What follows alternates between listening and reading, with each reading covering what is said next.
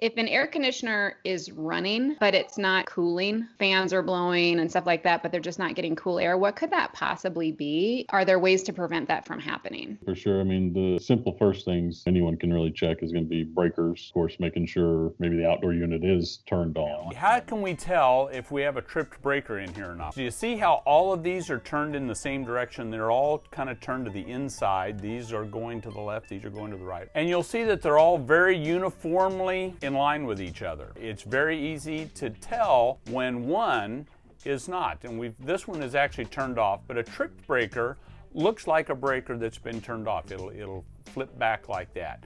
Sometimes it'll even have a little loose feeling to it. But that's how we recognize. You should always see all the breakers very uniformly lined up with each other. And when one trips, it's going to show like this. So checking that breaker, of course, filters, checking to make sure the filters have been recently changed. They're not clogged and dirty, making sure they're clean and fresh on that, especially going into the season. Filter arrow, the airflow arrow points towards the furnace. So it's going to go in like this.